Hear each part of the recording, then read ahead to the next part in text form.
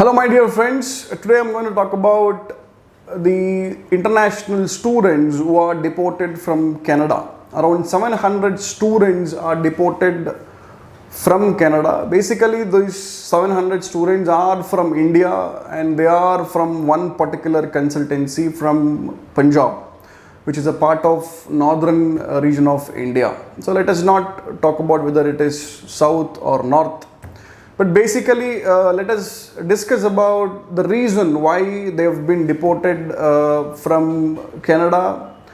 Is it students' mistake, or is it consultants' mistake, or is it an embassy mistake? A lot of videos I have seen where people from Canada, they do videos about Canada and about the rules and regulations in Canada, but they have not spoke about if it is a mistake from embassy, because they are also scared that they will also be deported in case if they talk against Canadian embassy.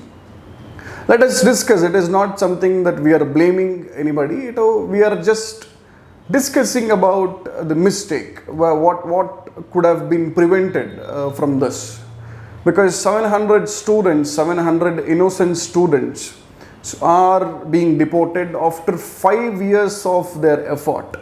So they did study in Canada, they did work in Canada, and when they applied for Canadian PR, so they were when they were dreaming about Canadian PR, so they got something which they never imagined about, right? So now let us understand what is the problem, how did this happen, right? So around 700 students, Indian students, they applied for study visa to Canada through one of the consultancy from Punjab. So as per students' point of view, or as per students' confession, so what they are saying is, initially the consultant said that you just reach Canada somehow with a fake offer letter that the consultants will be preparing.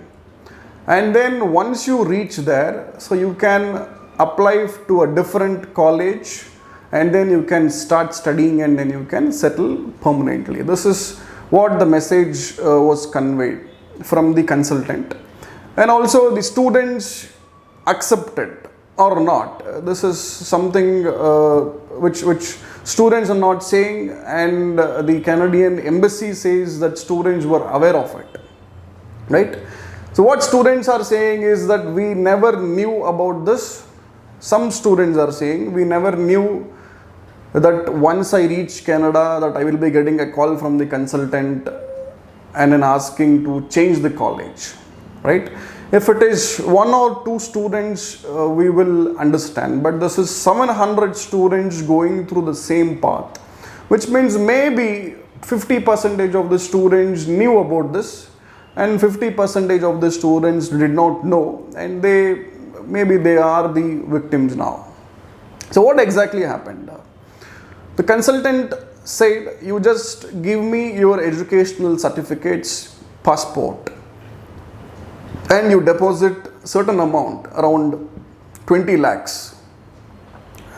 So I will make sure that you reach Canada somehow. Basically what happens when we see the trend in North India, if there are 100 student visa applications to any country, only 20 to 25 applications will be approved. The reason being, a lot of documents will be fake, or because of huge number of applications from the same region, the embassy might decline it. So in this case, what happens? So the students will be so eager, especially if you are from Punjab, Haryana and the other places of North India. So they are so eager, and their only dream is to study and settle abroad. It is not only study, settle abroad also. So this is where the consultant started making money out of their weakness, I can say, right? So he took 20 lakhs and then he created a fake offer letter. So once they reached there, he created fake offer letter, he created fake GIC as well. GIC is guarantee investment certificate. That is also he created a fake certificate, and then once they reach there, so the students were asked to apply to a different college and then get admitted. But what exactly happened to this 20 lakhs which has been paid to a consultant, we are not sure about it. Even students are not in a position to say anything about it. Ultimately, they say it's a scam. But 700 students in the same way, which is, we cannot agree that it is a mistake from a consultant. It is, both the parties have agreed to do the task. So now, let us understand why and how these students got the visa. That's the first point. Because if it is a fake document, if it is a fake offer letter, if it is fake GIC, how did even the embassy approve the visa? That is the question mark. So here we can clearly know that there is a loophole in the embassy. So some students are saying in their videos that the Canadian embassy is working with a good faith. But yes, good faith is a different topic. But here, in most of the countries, the embassy and the concerned organization, if it is a college or any employer, will be in touch. The embassy will get in touch with the concerned organization and check whether if the particular document that has come to them is a genuine document or not. But in this case, it has not happened. The embassy do not have any type of contact with the college or the university, even with the GIC, if it is a Nova Scotia or SBI, whatever the GIC that the students would have provided. So if embassy had rejected the application straight away because of these two loopholes, because of these two documents, student would have saved 20 lakhs, 700 students would have saved 20 lakhs, and now they wouldn't have been in a position where they have to come back. After all, spending their 5 to 6 years of time there. So basically, when it comes to other countries, if you consider UK, so UK, the university will issue something called caste letter. So this caste letter will be validated by the High Commission of UK. So nobody can give fake caste letters. So if somebody is applying for a visa with a fake caste, then the visa will be rejected straight away. So what I feel is maybe the Canadian embassy should bring some kind of communication with the concerned organization.